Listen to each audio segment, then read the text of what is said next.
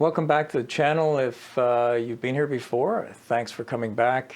If you're new to the channel, it's called Photo Topics, which means we cover topics in photography, just about anything. Today we're going to talk about composites, doing composites in Photoshop as part of the Photography for Beginners series. So that's where you take an image like this, and then maybe a second one like this, maybe a third, maybe a fourth, put them together and create a composite like this. So let's get into it.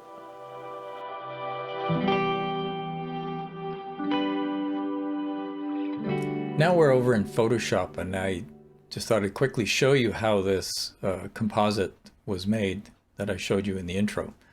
And I don't want you to be daunted by this. We're going to get into a much simpler example a little later on, and we'll hopefully do it together. For those of you who have followed this channel before, you'll know I'm doing a series on Photoshop for Beginners. And when we did one called Adjustment Layers, we talked about this Layers panel and also this Adjustments panel, which creates layers in the Layer panel. Those layers in the Adjustments panel were for making adjustments like exposure, vibrance, and so on to an image that was already opened up in Photoshop. But now we're going to talk about how you can build a composite image by adding each of those image elements into a layer, an individual layer. And this particular one is made up of 8 layers. And as I said, don't be too daunted by this. You don't have to get into something this complex, but I just thought I'd show you how this is built up. And I'm going to start from the top here.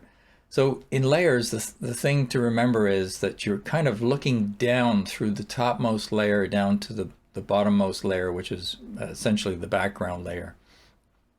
And so you're building up things on top of other things to create a composite. So I got one here. You can see I've labeled the layer with what's in that particular layer, and this one is called stripe, and it's just this. If I go over here to the image, I just kind of boldened up the stripe on the middle of the road so you could see more easily that it was a road. And so let's leave that off for a second. Just by clicking the eyeball icon, you can turn that layer on and off. And the next one is called smoke. As you can see now, the smoke coming out of the train has disappeared. And I probably grabbed that from, say, a picture of a cloud or something. I can't remember exactly how I made that. And then this one's called shadow. I wanted to make the lighting look the same, and this is important when you're doing composites. Make the lighting look the same in each of the layers that you're working on. So because this is a harsh midday shot that the car was shot in, I needed to do the same for the train. So I have this shadow that I turned on and off. I actually added to just below the train. So we'll shut that off for a moment. And here's the train, which was shot, just a model train shot on a white background, and there it is, and now it's gone.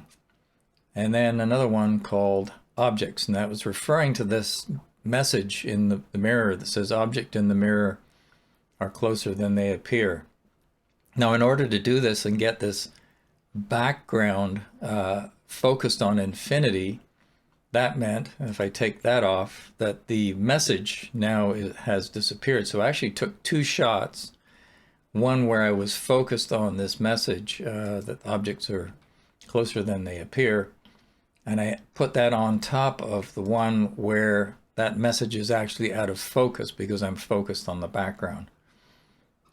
And here's another one, which just shows you the difference between those 2 shots, where I wanted the background in the image out of focus because I wanted to focus on this part, the actual mirror housing itself. And then I added a little bit of motion blur just to the background. And if you recall in the adjustments layer video, what we have over here is something called a mask. And in this mask, you can see this particular one labeled motion, that I've actually blanked out the mirror and just put the motion effect on the background itself. So that's a somewhat complex example. So let's start building one from scratch that's much simpler. Let's start with a simple 2-layer composite. And in this case, I'm going to take this Japanese drummer. I've opened these 2 files, by the way. That's why you're seeing 2 tabs. I'm going to put this Japanese drummer on this background. So to do that, what I typically do is just drag the tab for the image I want to drag onto my background off of this bar at the top. And if we go up to the Move tool and click within that image and now go over to our background image, you'll see there's a little arrow with a plus sign, and it drops our image on top of the background. Now I'm just going to move this back up and get that out of the way. Go back to our new composite. You notice here over on the right hand side in the layers panel, our Japanese drummer has now created a new layer. But the problem is these 2 images were probably shot at different resolutions, and so they're coming in at different sizes. So we're going to use something called transforms, which is, as long as you're on a layer and not on the background, you can use transforms. So for that, we'll go up here to the menu bar, click on Edit, Transform, and then Scale. Now you'll notice that there are some handles on the layer that we just dragged in as part of this transform scale process. Now there are 2 ways we can scale it. One is to go up here and change the width and height, and to make sure it comes in at the same aspect ratio, or I should say changes size at the same aspect ratio, we have to click this little chain link here. And so I'm going to show you 2 ways of changing the size of the image. One is we can go over to the image itself, make sure you're on that correct layer, and we can just, now that we click that little chain link up there to lock the aspect ratio, we can just drag this thing. And okay, so it's at 73.41% now. Let's just suppose we want to take it down to say 45%. You notice it's changed both the width and the height at the same time because we've locked this aspect ratio. So now I can slide Buddy into place here, and we can start playing with it. So we don't have to be precise at this point. By the way, whenever you use a transform, the only way you can get rid of these handles is to hit Enter. That tells Photoshop that you're happy with the change you've made, and now you can go on to the next step. We've now got our 2 elements of our composite together in one file. So we've got the background, and now we've got the image that we want to put on top. But you notice there's a lot of clutter in the background of this. We want to separate our Japanese drummer here from the stuff in his background so that we can see the background in this main image behind him. So if you've been following along on this channel or in this series, Photoshop for Beginners, you may have run across one I did on selection tools, or a video I did on selection tools. And if not, I'll put a little card up in the top of the screen here, and you can go back and review that, because we're going to get into that right now. That's the best way, or the only way, really. No, it's not the only way. There's 2 ways of doing this, but let's start with selection tools. So I'm going to go to my favorite here, which is Quick Selection Tool. And I just want to make sure that it's up here on the option bar, that we just click either the plus or just this Quick Selection Tool icon over here, New Selection. And what we're going to do is we're going to run around the inside of our friend here. And you'll notice this marquee is starting to form, or crawling ants, whatever you want to call it. It's going a little too far in places, but let's just see what happens here. So as we run that around on the, again, on the inside as much as possible of our friend, we're also picking up some stuff maybe we don't need. So at this point, you can see above his head, it's also selected some background there. So what we want to do is go up in the option bar to this subtract from selection. And again, this all depends on the size of the brush you've chosen. You can do that from here. So if it's too large, you can always shrink it down and change the hardness on the edge of the brush.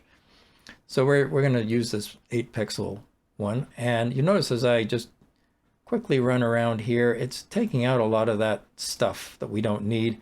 It's also chopped off his hair, so I'm going to go over to the plus one here and add to the selection again. So this is a bit of a back and forth process, but this quick selection tool will save you just a ton of time. I think this one, yes, we've got some stuff in the middle here we don't need. So I'm going to add to the selection essentially. So now we can see it's following, for the most part, it's following him all the way around. Okay, it's eliminated his shoe here, so I'm just going to include that by scrubbing over that. And we've got some stuff we don't want in here, which is the drum. I'm going to go back to the minus tool. I'm sure there's shortcuts to do all this, but I hate shortcuts, so I'm just going up to the options bar to change this. And we've knocked something out here, so we're going to have to go plus again and add that back in. And not to worry at this point, this is just to roughly get everything we want in the image, and then we'll do some fine adjustment using something called masks a little later. And that's the alternate way of doing this. We could have just gone straight to a mask and started painting around him. The quick selection tool, I think, makes life so much easier. So still on the plus tool, we want to get his other drumstick here. And of course, that's picked up some stuff we don't want, so minus that out. I find this is the best behaved tool of all the selection tools that are available.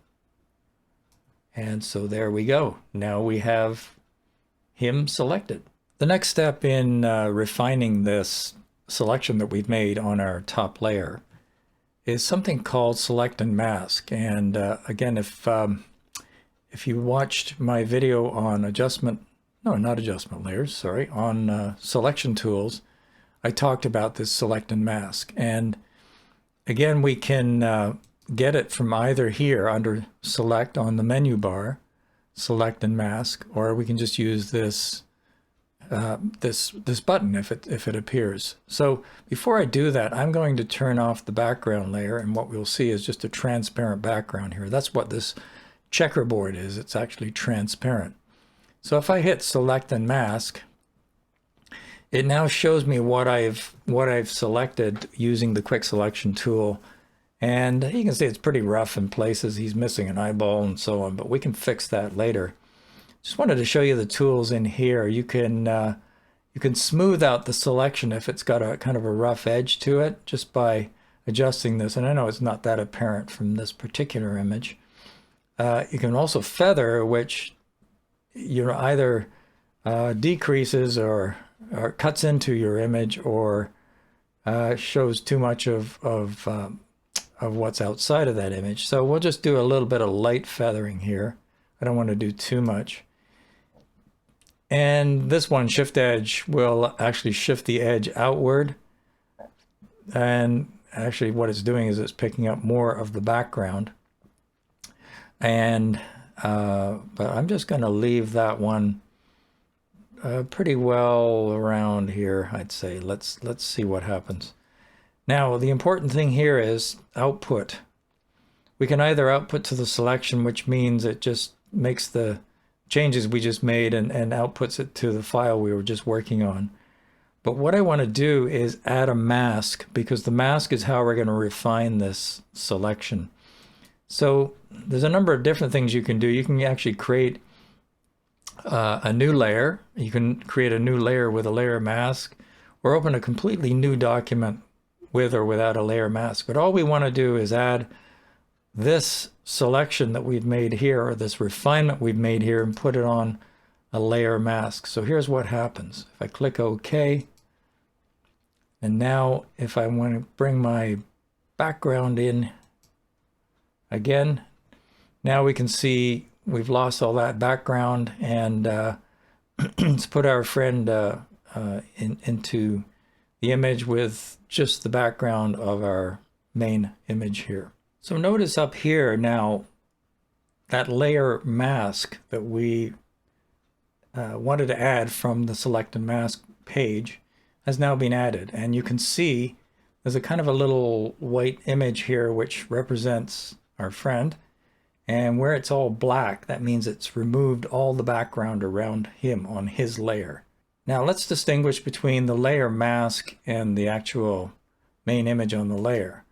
If you click on the layer mask and use a paintbrush, which you'd pick up over here, and it's going to be either black or white, and I'll explain that in a moment, then it would only affect the layer mask. It's not actually going to make changes to the layer itself. So if we want to make changes to the layer itself, and in this case, the lighting does not match, as in my previous example, the lighting doesn't match really the background. It's kind of a bit dark and overcast. So we can do some simple things like, again, make sure you're clicked on the layer image itself. We could just go up to Image Adjustments and, for instance, Brightness Contrast.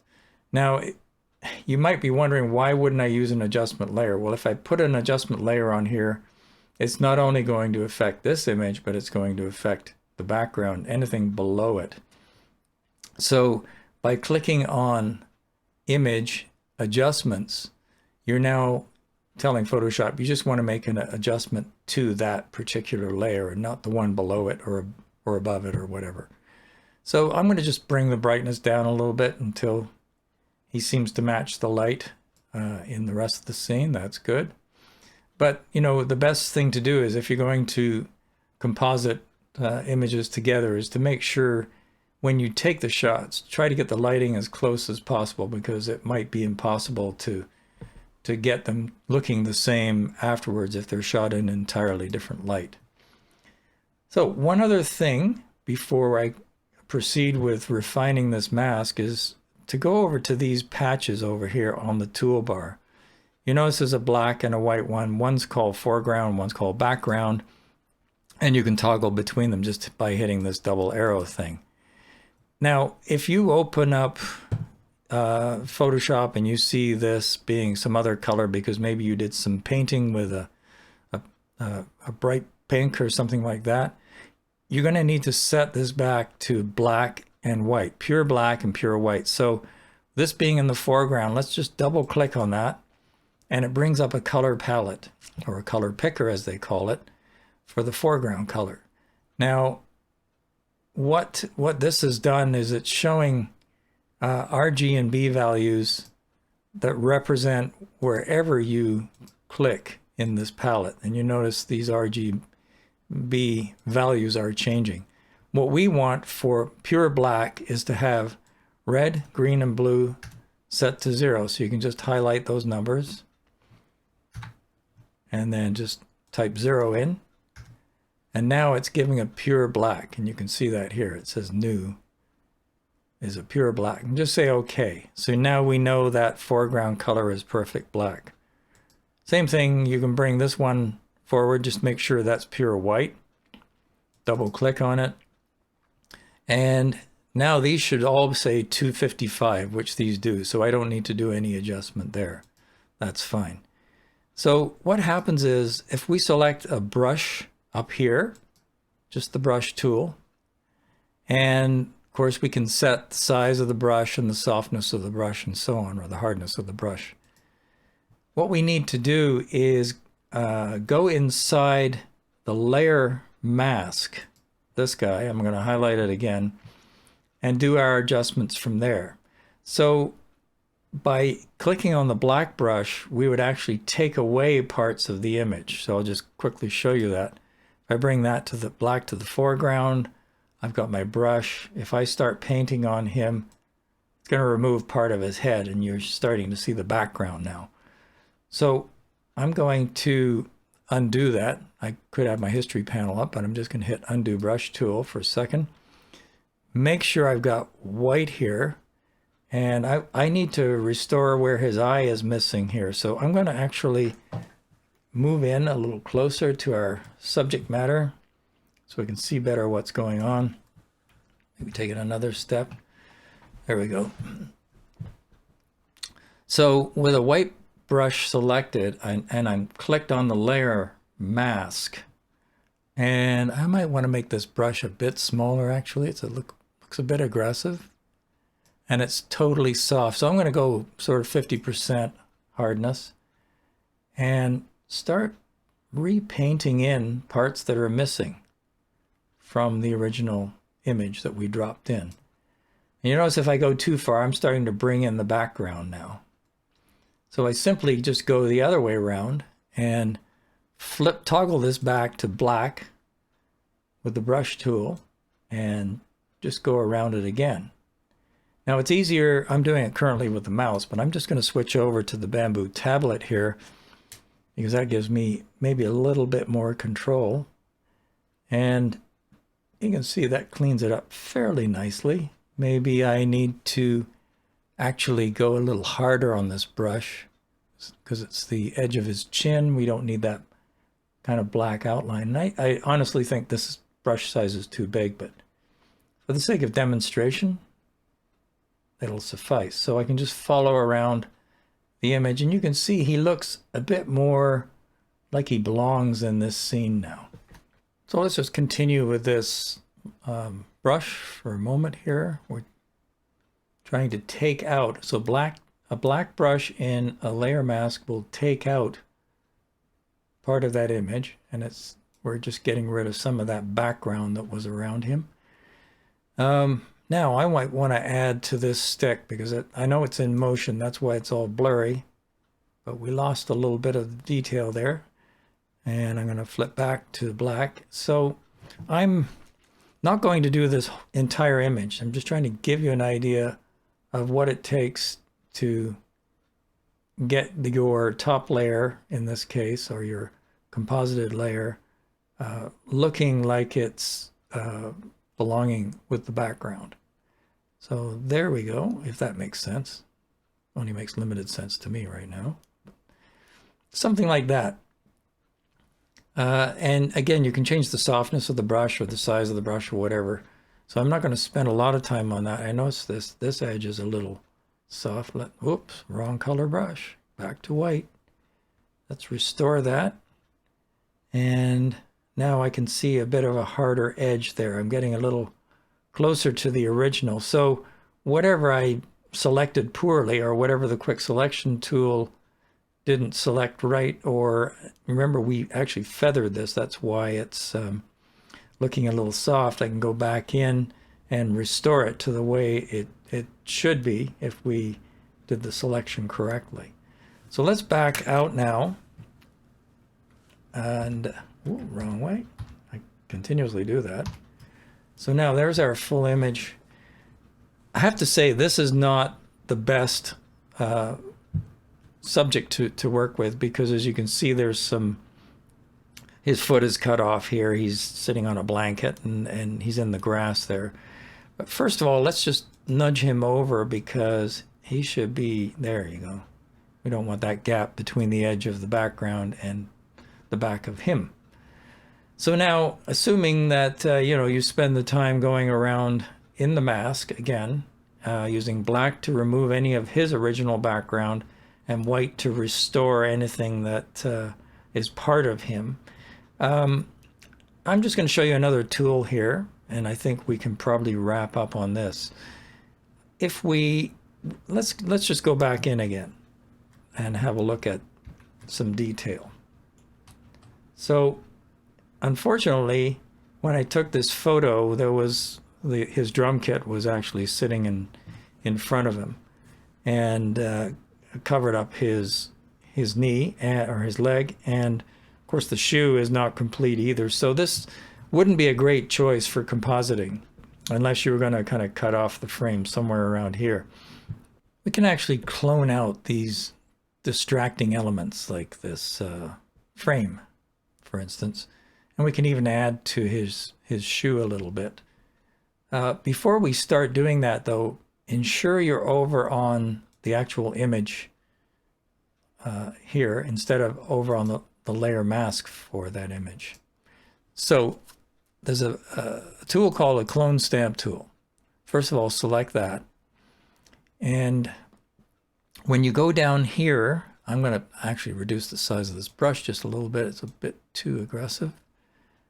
If we come down here, and if I now push Alt and click, it establishes a part of the image that I want to clone. So I'm just going to, you can see a little plus sign there, which shows where it's actually cloning from.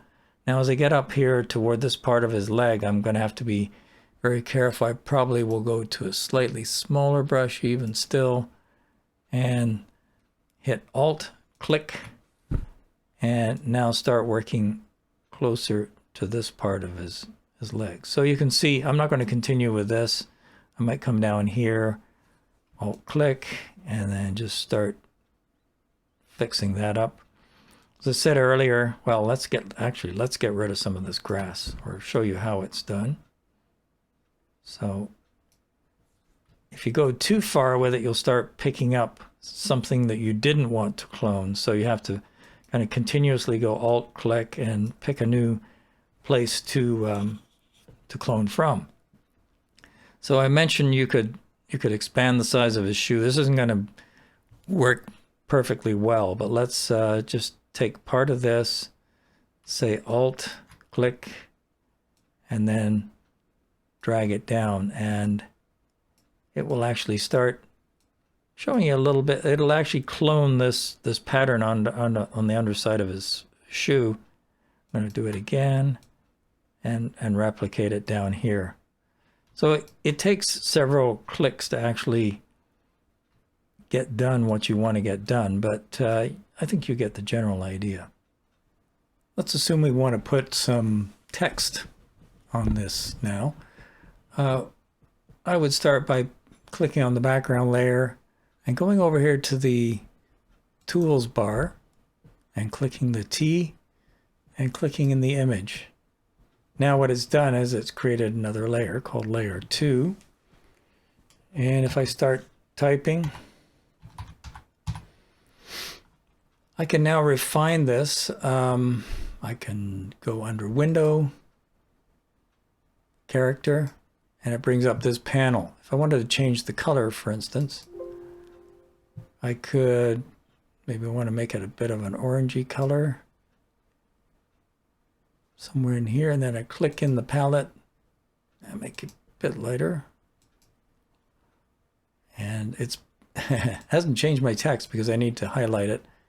I have to redo this. And click in there. And now it's changed the color of our text. And using this move tool, we're free to move this around as much as possible. And it might not stand out against your background, so you might go over here to this effects drop down, and we can put say a drop shadow on it. So go down to the bottom here, brings up this panel, and if we change the size of the drop shadow there, and we can change the angle of it, the position or the angle, just by doing that, and the distance from our text.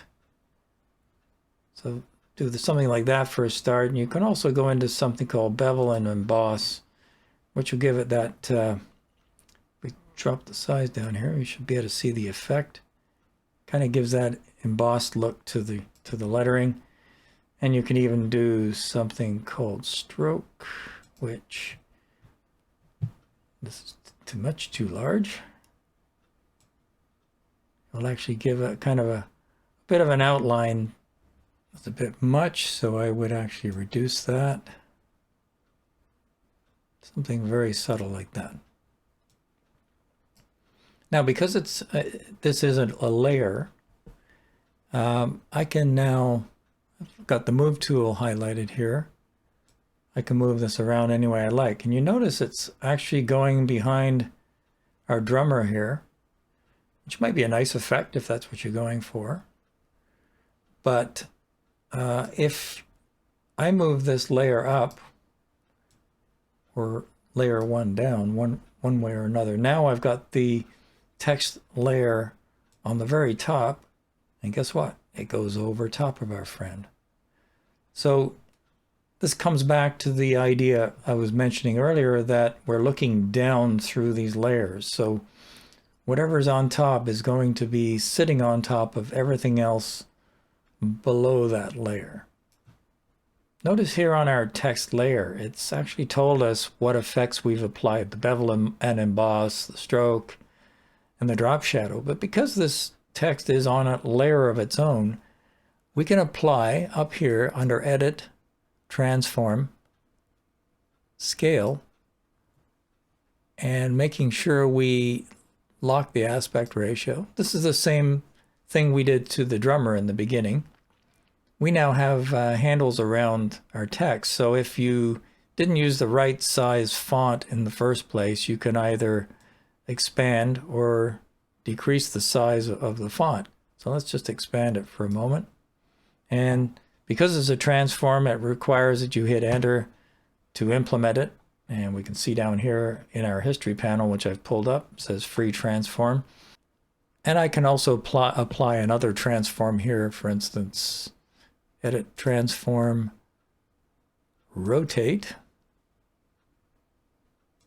I can now rotate the text as well. And again, hit Enter to make that transform work. And you might also want to do some other things with that text. For instance, under Transforms, you might want to do Skew. And that now allows you to sort of change the shape of your text as well. And hit Enter. Now, after doing all that work, obviously you want to save this file. If you just saved it as a JPEG, it would flatten all these layers, and then if you wanted to open it up again and do some work on it, you wouldn't be able to, because those layers are now pancaked together and they're just one layer. So if you're saving a file, make sure you save it as, go down here to Save As, and then choose, from this drop down here, either choose Photoshop PSD or TIFF, or there's probably some other files that will support layers as well. But that's the only way you're going to preserve the layers. So that way, if you save it as a layered file, when you open it up again, you can start working on these layers individually again if you need to correct something.